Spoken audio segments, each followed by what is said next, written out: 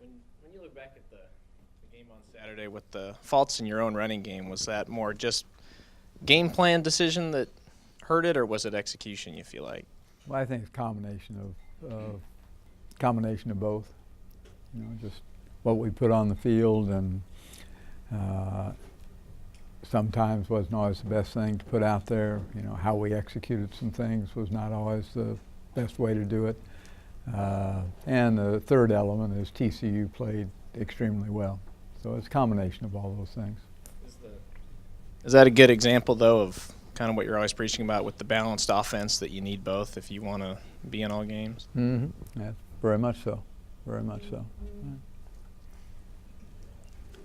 Coach, when you looked at the tape, how much did this past effort set the defense back, if that makes any sense, or is that something that you kind of wipe clean and learn from that and just move on? Well, I don't think you ever wipe anything clean, good, bad, or indifferent, or at least that's my feeling. You know, I think but we approach it the same way that we always do, and good, bad, or indifferent, and that is, you know, let's with an open mind and an honest assessment, define, you know, what we did well and what we didn't do well, and how we can improve upon the things we did well, and how we can correct the things that we didn't do well. And there was a plethora of those, and you know, that's what we're doing right now. You know, we're in the process of trying to, you know, overcome, you know, some of the mistakes that we made.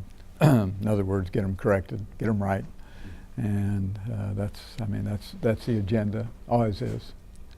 Have you looked at Trickett to White and any similarities between that and Boykin and some of his guys? Well, I've looked at it. Don't always like what I see, obviously, but you know, I think you know, Clint's throwing the ball awfully well.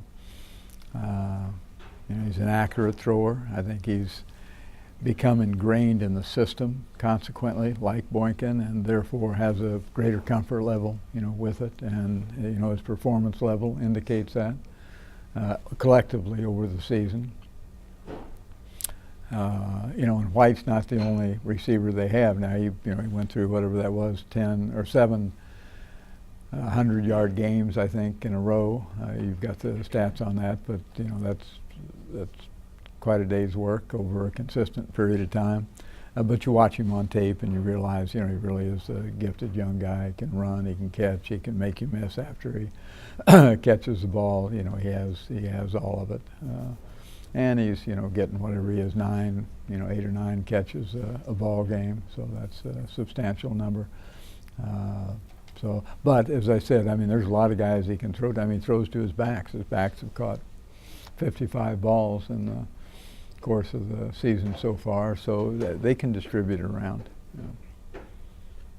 You talked about after tough losses that there's different stages you go through and everything. Having or I guess what amounts to a bye week or half a bye week afterwards, is that helpful as far as dealing with those stages, or would you rather speed or go about it the normal way and get it out of the way and move on? Good question, and you know, been asked that a few times before. You know, I don't know that I can think of a time that would replicate, you know, the Saturday's game and having a week and a half of preparation, because a portion of that, you know, is truly, as I said a minute ago, devoted to trying to become a better football team, regardless who you're going to play, and try to improve the mistakes that we made that were so costly to us last Saturday. But you know, you just have to ask after the game, and I'll tell you whether it was beneficial for us or not. You know, I think under the circumstances, you know, it's easy to say, well, you know, that the feeling of the loss, you know, can linger on, you know, a longer period of time that you have. And more often than not, you know, people would say, you know, get over it. But by the same token, I think, you know, as you indicated, I mean, you go through those stages, which is human nature, and, you know, if you genuinely care, if it's really important to you, then, you know, there's the disappointment that, you know, is going to linger. And we can say get over it, get beyond it, get past it. But if it meant a lot, then that's going to be there. And then that eventually turns into anger. I think once again it goes back to the qualifying remark is how much do you really care? And if you cared enough, then after the disappointment will come the anger about the performance level and a variety of other things, and that in my way of thinking serves as motivation to move forward, and that's the process that I think most people in our program will go through. So, Coach, do you, in the coming days, kind of piggyback off that, in the coming days, do you kind of remind the players of that feeling of the anger, or do you expect them just to handle it themselves? Well, we've had those discussions. That's kind of part of the ongoing process. Yes.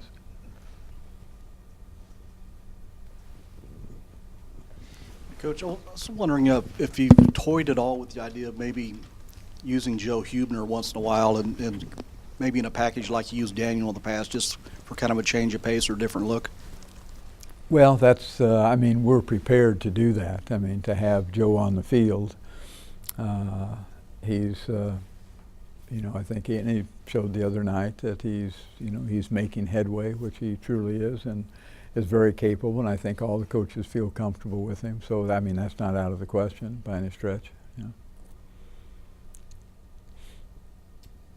Yeah, one more on Joe. He's been kind of instant offense when you have put him in late in games. Do you think that's an easy thing to transfer over? Should he be put in a more serious situation? Well, it's no, it's not an easy thing. I think that's what do they say? Maybe not as the pressure doesn't mount as much at the times that he's been on the field. But I'm also confident in Joe that he handles that. Certainly there's a different feeling. You put yourself in the same position, and you could kind of project the feelings that you would have. But as I said, I think he's pretty conscientious. I think he's a young guy that has the discipline to retain his focus on the task at hand, and it remains to be seen. But I think he'd do fine. Curry now has 100-yard receiving games, and I know a lot of last Saturday's results came on that one catch in the fourth quarter, but overall, it seems like his production has been quite instrumental in this offense. What has maybe impressed you most with his on-field production during his senior season, and would you credit at all where he is now to the time that he and Jake spend together off the field? Because I believe they are roommates when they're so. Well, all those guys spend, additional time together. It's not a great deal of time, but the dialogue that they have, obviously, is isolated to those two at certain times during the evening, and I think that's certainly a part of it. That has an impact on his performance level. But I think, the numbers are. As I've said so many times, you can establish numbers, and I don't think that always, identifies, the quality of performance that you have. Curry's always been, a very productive receiver for us. Whether he has the ball in his hands or not, I think he's, and I've said this so many times, he's a bright young guy. He has a good perception of what the game is all about on both sides of the ball, and does a good job of being able to communicate that, with his teammates. And obviously, he catches the ball well, runs good routes, can find open area because of, his innate ability to play the game, I think. Coach, with such a unique and maybe you can consider it bizarre type schedule between games, is it maybe some time to take a step back, heal some wounds, and kind of focus on what the past was, or is it just full throttle, full steam ahead to prepare for West Virginia? Well, I don't think there's anything that we do. We can't dwell on the past, plus or minus. We have to look, to today, which is what we do. We didn't we didn't practice yesterday. We'll take another day off towards the end of the week. So it's not going to be practice as though you have a game on this Saturday, but nothing has changed in regards to where our focus lies, and that is simply on what I've said oftentimes and already today is just getting our mistakes corrected, and improving our capacity to play the game, and that's where we're focused. But yes, I mean it'll take some time off and to get to rest up a little bit. But there isn't any reflection on on the past other than what we utilize in regard to what tendencies we've created for ourselves and being able to scrutinize ourselves. But we do that every week. So at the end of the day, nothing really changes. When you look at it from an assessment standpoint, I mean, is it to the point now where you need to fine-tune just a little bit of things, or did this past Saturday make you feel like there were some significant areas that need to be addressed moving forward? Well, I think it's like I say all the time, there's pluses and minuses virtually every week. Sometimes they, as happened last Saturday, they kind of all came together at once, where we've been fortunate throughout the course of the season that we might struggle in one area, have a multitude of mistakes in one area, but we complement that nicely enough to come out successfully. But this was collective, across the board. And we just, but again, it's not any different than any of the other weeks that we've had. It's just, let's, define what it is that we have to get repaired, and go to work and do it. So, it really isn't significantly different in that respect. And then you got a pretty good sense about what each of them does well. How would you rate the way both DeMarcus and Charles have shared the backfield this season? Well, they've done a reasonably good job, I think. They have no issues with with sharing their responsibilities. I think it's somewhat beginning to define itself a little bit. We see where some of the strengths and and maybe some of the lack thereof exist over a period of time, and allows us a little bit better understanding of who fits what the best. So it's not just a matter of giving one a break. It's here's something that one might do a little bit better than the other. And I was also curious, from your experience watching film, do you think it's been harder for Ryan Mueller going up against more pressure, more double teams, that sort of thing this year than he faced last season? Oh, I don't know. I don't see that. I don't see that a great deal. I think he's played well. He may not have the numbers. I don't know. I don't have that in front of me. But he's played equally as well, I think, as he did a year ago. He certainly plays as hard. He's sometimes his aggressiveness maybe gets him a little out of position. That happens from time to time, but he's gotten better and better at that. I think he may be better at it right now. This last game was not a perfect example of that, but over the course of the season, I think he's been a little bit better than that at that than he was last season. So numbers may not indicate it, but I don't think they're not ganging up on him, and I don't think he's playing any worse. I think he's playing as well as he did last year, if not better.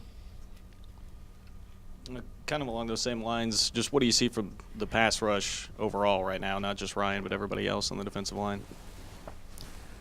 Well, it's been up and down. I think you look at Saturday's game, and more often than not, it's catch it and throw it. So you weren't going to get there. Period. We got 2 or 3 batted down balls, and that means at least we were doing the things we needed to do and getting our hands up, getting in throwing lanes, etc.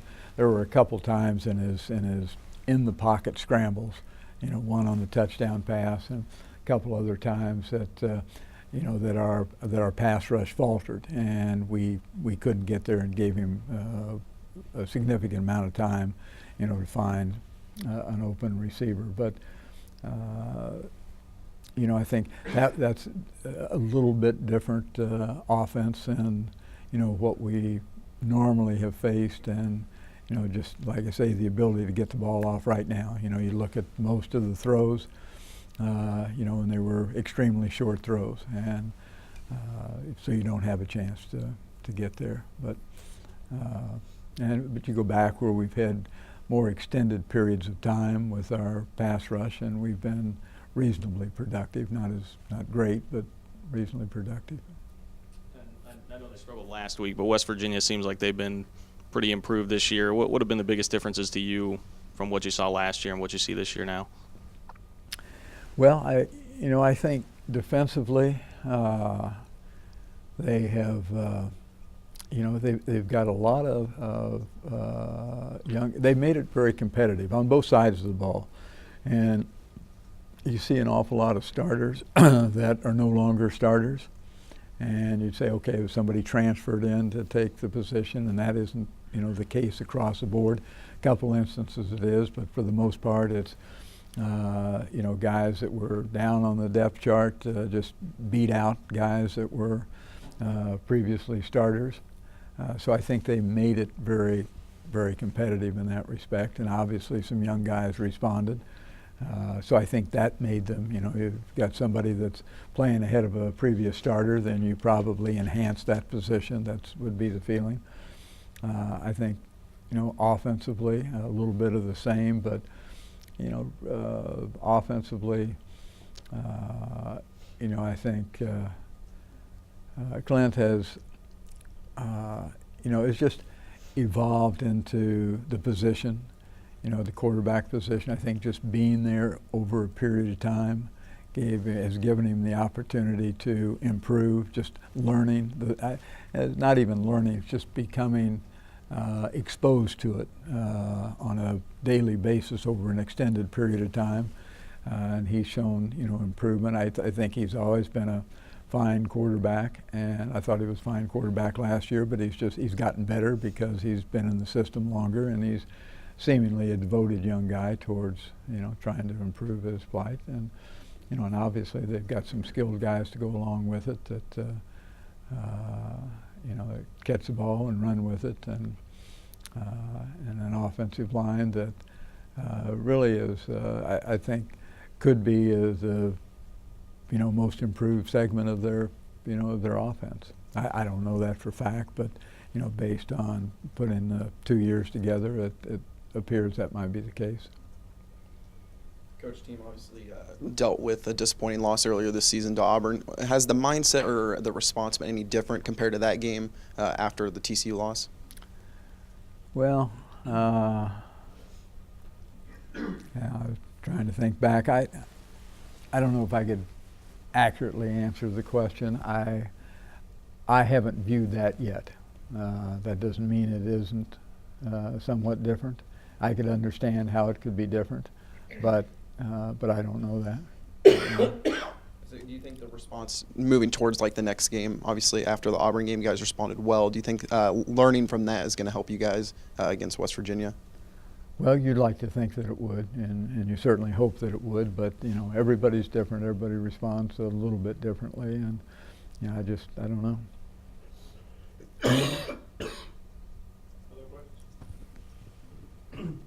Maybe just to piggyback off that, what is your desired response? What do you need to see from this football team to show that they're, on the right track and ready for the last kind of stretch of the season with 3 pretty big games? Well, I think the same thing. It's not a matter of looking into how many games you have left and which ones you would project as being extremely competitive. That's insignificant right now. It's it's going back to the same thing. What I'm looking for is that mindset with our young guys. Here on Sunday evening, some guys come in to look at videotape, and you have some dialogue with them, and there's some anger in their, in their voices, and I appreciated that. And I've shared that with them, and you'd like to think, as I indicated before, that they're going through that process because they genuinely cared, and if indeed they are, then that that will be the mindset, and that anger will determine or turn into a determination, and it's a determination to, take it a day at a time, take it a step at a time, be the best I can be today, find a way to get myself better so that we can enter into next Saturday's ball game making progressive improvement, throughout the course of that time, and being able to have prepared ourselves to play better than we did this past week. So, and that's the total focus, and always has been, though. It's not any different.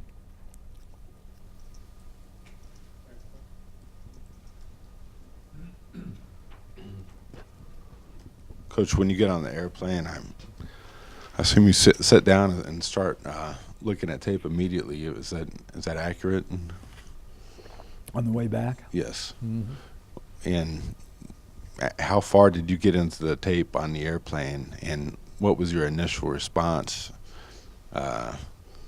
once you did, close up your laptop and head back here to the office after coming off the airplane? Well, I don't know how far I got. Maybe a half of the ball game, and it was probably not any different than it was during the course of the ball game. Frustration, certainly. Some of that anger, the disappointment turns to anger for me a lot quicker than maybe it does for others, and just those feelings, I guess, as much as anything. There wasn't a great deal of difference. There were some nuances that I hadn't seen in the course of the ball game that I could identify watching the videotape, and some, adjustments or lack thereof that, were more evident on the tape than during the course of the ball game. But that's normal. Yeah. We always talk about the response to the players and how they respond, but it's been a while since your assistants, some really good guys in your staff have been a part of a game that has had that kind of outcome. How do you feel like they've responded to this loss? Well, I think it's the same way. I think it's frustrating for them. I think they, have those same emotions. I mean, I think they were all tremendously disappointed. I think they're all, guys that have that willingness to accept responsibility for things they're responsible for, and devoted to, getting things corrected. Correcting mistakes that, we've made as a staff or we've made as players on the field. So I think they're doing it the right way.